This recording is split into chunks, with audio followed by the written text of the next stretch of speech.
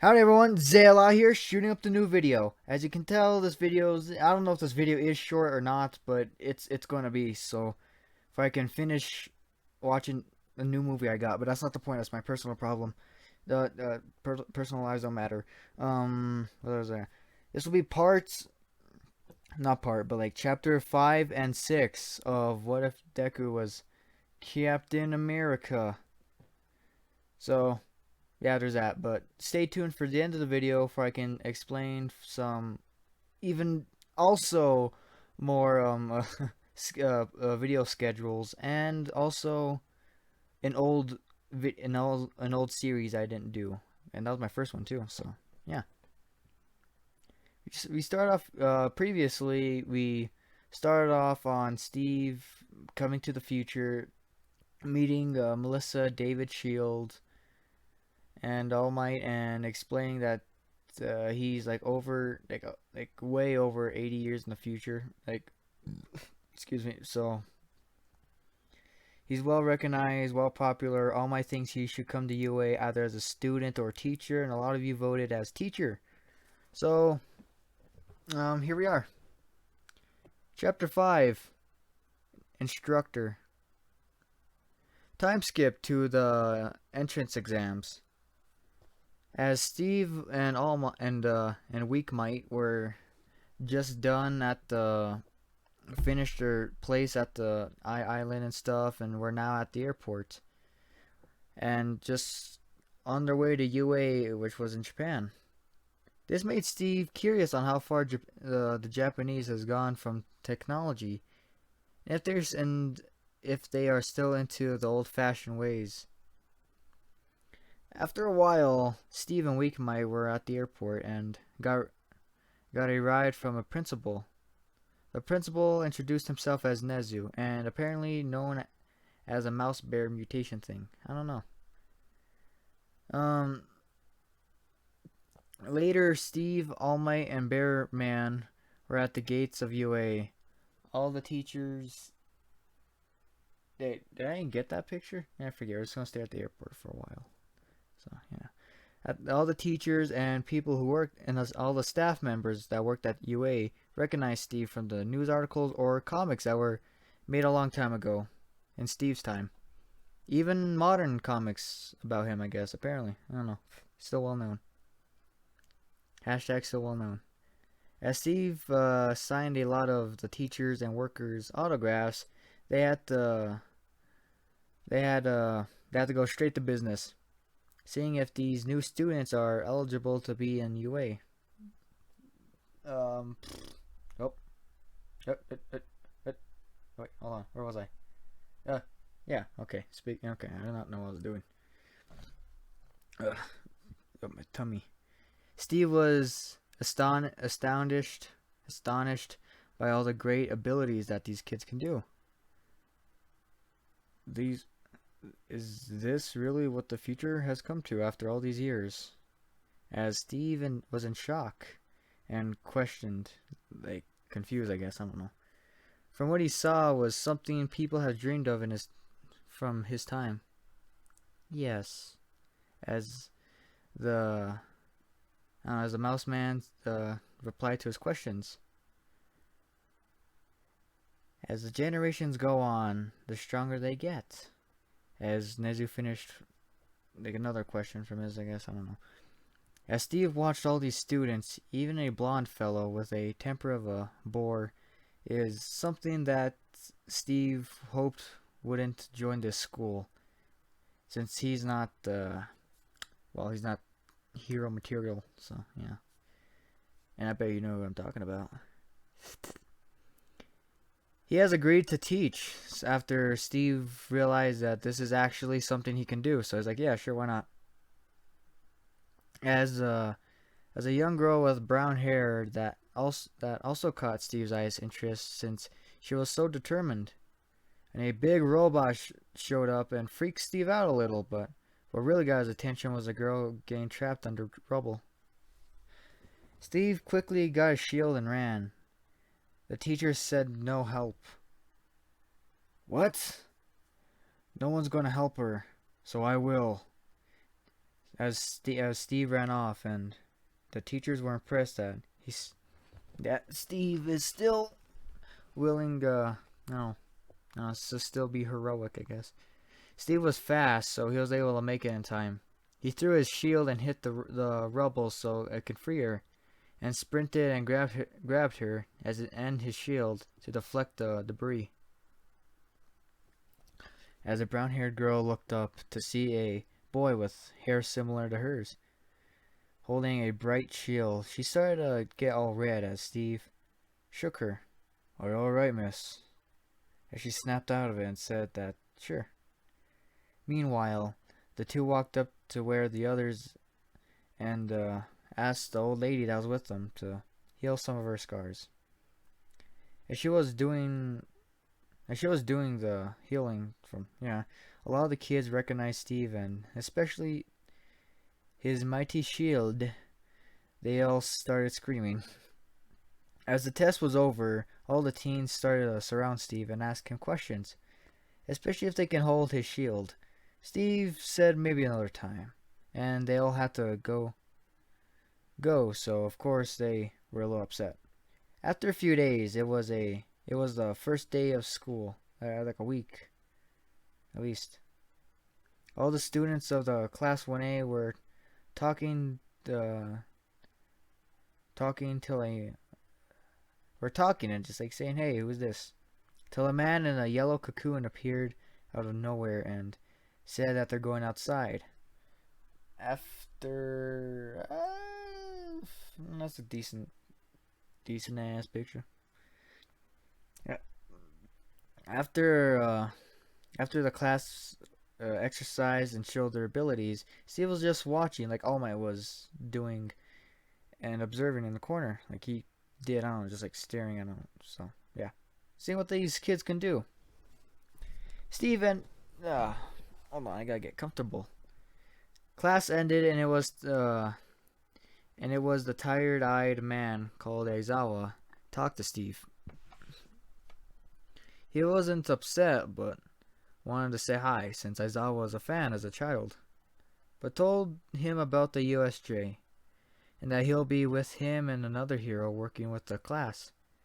Steve was nervous, but agreed since he was already on this man's good side. Where was that? I'm paying attention. There we go. Chapter 6. A fight in a long time. As Steve was at the USJ before the class and Aizawa was there, he was with a hero called 13 and looked like a person in a sheep outfit with a gas mask. The two began to talk till the students and Aizawa showed up and gave an introduction with 13 and Captain America. As all the students got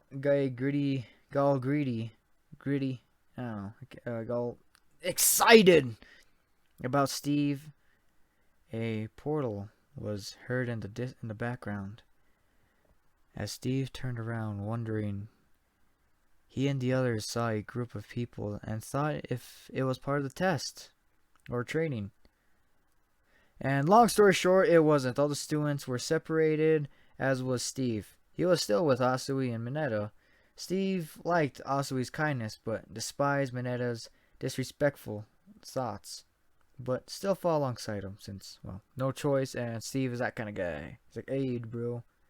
So, the three were able to escape since Steve had an electric grenade. Threw in the water and knocked all the villains out through the high voltage of it.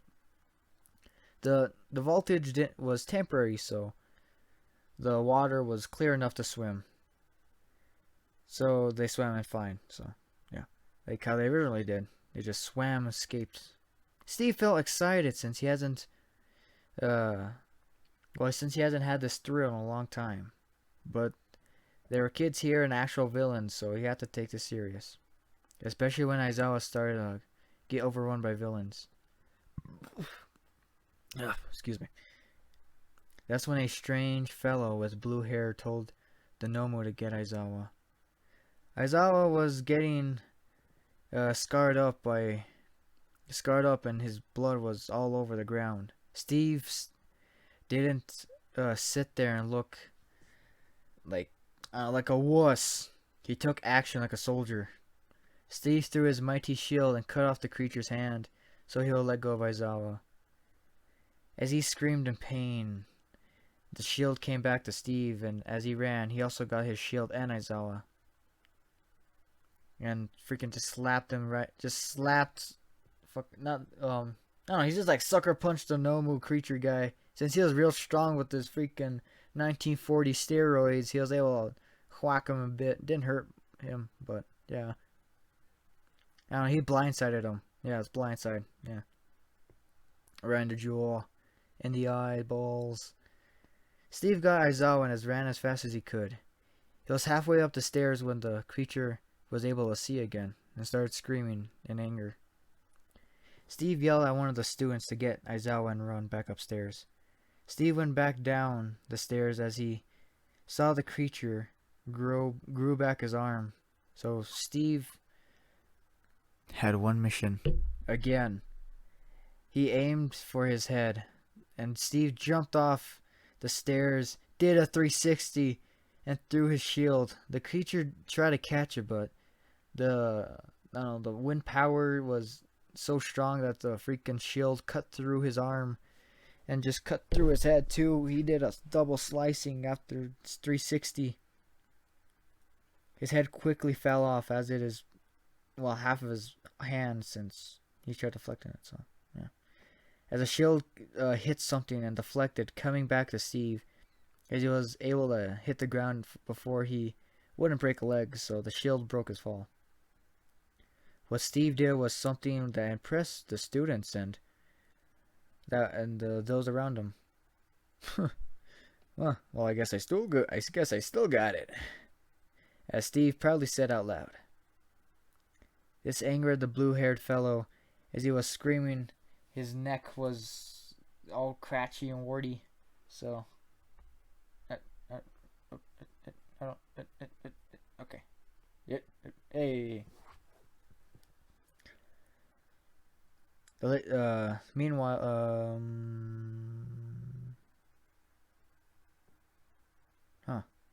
oh, shoot.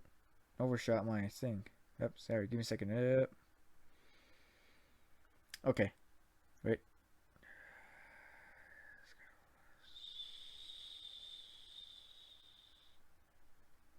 Okay, sorry. I write down my stories like a fool. That's fun though. This angered the blue-haired fellow, as he was scared, scratching his neck, and in anger. So he's like, "Yeah, what's going on?" I don't know, like a crackhead. As he was scratching his neck in anger, he ran towards Steve as his hand was out, hoping that he can use his quirk and disintegrate this old fool. As Cap got in a fighting position and ran towards this man called Shigaraki. Cap wasn't sure what was about to happen, so he got a shield to protect himself. As Shigaraki basically slapped his shield, nothing happened. As Steve looked up, weak lad, aren't you? As he sucker punched him. Shigaraki was thrown far enough for Korogiri to cover him. "We need to get out of here, Tomura," as a purple mist told Shigaraki. As the portal opened and they left, the portal also closed immediately. As All Might busted through the doors and concerned, seeing what in the world was going on, he saw the students safe, and I don't know, like a strange bird creature with no head and barely half a hand laying down covered in blood. And Steve's shield showing that there was blood all over it, and meaning that he was the one that killed it. All Might was relieved that that no one was hurt. Well, Aizawa was, but not bad enough. He was good. So, no, he was kicking it. He's keeping it real. As the police came asking questions, keeping prisoners, and giving bandages to the students or something. I don't know what cops do. Steve was congratulated by the cops and heroes, and thanked by the students. Meanwhile, it's way over here. There we go. Meanwhile, with the League of Villains, Shigaraki was furious that a kid that was frozen in time beat his own ass, even Nomu, and his shield was impenetrable from his quirk, since, well, whatever Tomura touches it freaking, I don't know, it vanishes, dude, it disintegrates, but not Cap's shield, which angered Shigaraki. The material the shield is made out of is something you or anything can break, Tomura. As Shigaraki looked down on the table, and this voice came from a monitor. As Shigaraki was upset that I don't know, that this kid had an unbreakable shield. But then again, he thought he can use this to his advantage. We'll see about this, Master. And that's all I got. And it's not much. I actually did this within an hour, so yeah. And like I said, I write down my story. I write down these stories for I don't know. It can be easier to tell, and I can prepare and make these little photos so you can see what's going on. That's what makes mine interesting. Also, they have sound effects and other stuff like that, but this video won't have much of that to think. I don't know. But like I said, in the schedule thing, I have a lot of things to do. I am not doing well. So I might do a video once in a while. At least 3 times a week. If not, then sorry.